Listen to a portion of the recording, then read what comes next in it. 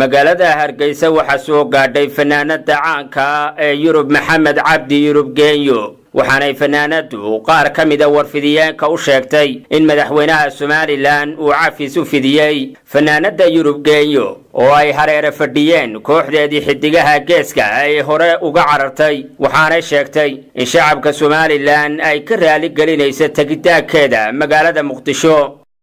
waxaan aad ugu mahadnaqayaa saxaabtayda fanaaniintayda aad ka qiimaha badan la isoo dhaweysay sida sharaftii karaamada leh aad baan ugu mahadcelinayaa waxa kale oo halkan mahadnaq gaar ah uga fidinayaa madaxweynahayga jamhuuriyadda Somaliland mudane Axmed Maxamed Maxamuud Siiraanyo oo cafis balaaran oo aad iyo aad u qiimo badan ii fidiyay aad baan ugu mahadcelinayaa waad mahadsantahay madaxweyne anigu fanaanad Somaliland aan ahay أنا مقدسة شوقنا وأنا فنانة السومال أنا وأنا لها ورئيسي أن قبتي حتى وأنا كدري هذا وانا إذن يوم ما ركرته وحكلا أن مهنا قارة يعني وهي يا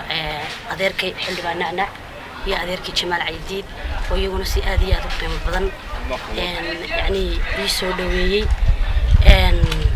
يو قدومي هي حديقة جيس كحسن صليبان روح الله صالح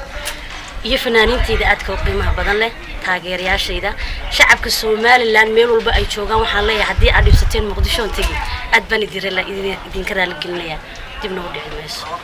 xildhibaan Axmed Diiriye Nacnac oo kamida mudanayaasha golaha wakiilada oo isnayta kadib hadlay waxa uu hadal waayeelnimo u jeediyay fanaanada waxaanu yiri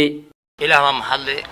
maanta wada xidiga geeskan nahay waxaan soo dhaweynaa fanaanadeeni weyneed oo leen ku soo dhaw waddankaagi hooyo ahlan wa sahlan kulana adeer fanaanada caanka ee Yurub Maxamed Cabdi Yurub Genyo ayaa in muddaaba ku maqnayd magaalada Muqdisho ee caasimadda dalka Soomaaliya taasi oo ay intii ay ku sugnayd magaaladaasi ay qaaday heeso badan oo ay ku amaanayso magaalada Muqdisho dadaalo badan oo ay galeen kooxdii ay fakka saaxiibka ku ahaayeen ee xidigaha geeska waxa maanta u suurta gashay inay soo gaadho magaalada Hargeysa inkasta oo kooxda xidigaha geesku ay soo dhaweeyeen fanaanada Yurub Genyo haddana taa macnaheedu maaha in fanaanadu ay ka mid noqonayso kooxda xidigaha geeska oo ay hore isku macasalaameeyeen Patrick Kosar Maxamuud telefishinka Ariel Hargeysa